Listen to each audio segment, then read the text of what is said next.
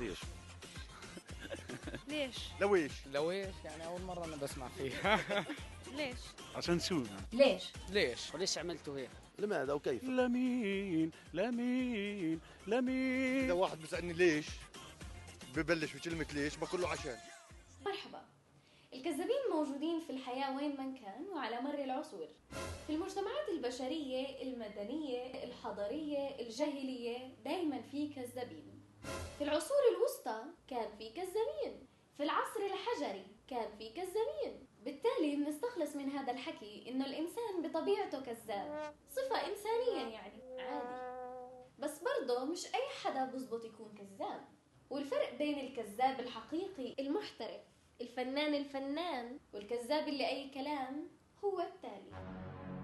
الكذاب الحقيقي نحن ما بنعرفه أصلا، لأن ما بنعرف إنه بيكذب أصلا. الكذاب الحقيقي بيكون حكيه مقنع، بيستخدم الحجة والبرهان. مين برهان؟ الكذاب الحقيقي ما بيجاوب بشكل قطعي، يعني أو لا. رحت اليوم على المكتبة؟ رحت اليوم على المكتبة. خطأ. هيك بتنكشف إنك كذاب. لازم تكون وسطي، لا ولا لا، بركي أبوك شافك يعني.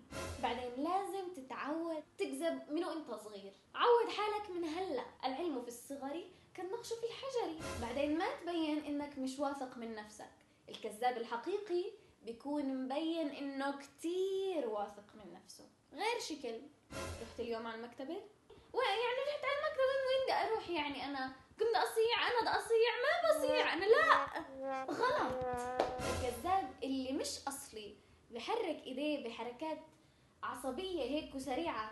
رحت اليوم على المكتبة؟ كذاب ليش صدقتك حلو كذاب. الكذاب الحقيقي بيحافظ على ترتيب كلامه، يعني ما بتلخبط ما بتلعثم زي الكذاب المبتدئ.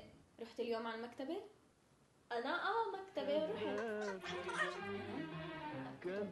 أشكرا مبين إنه بكذب. للتوضيح، الموضوع مش موضوع طلعة مع أصحاب ولا روح على المكتبة ولا أكل علبة شوكولاتة، لا، الموضوع كتير أكبر من هيك. في حدا بيكذب عشان يحصل على منصب، في حدا بيكذب عشان يحصل على مصاري، في حدا بيكذب عشان يخبي مصايب. بس شو من كان الكذب حرام. طب ليش بنكذب؟ ليه؟ عشان شو؟ ليش؟ ليش؟ لويش؟ لويش يعني أول مرة أنا بسمع فيها. ليش؟ عشان شو؟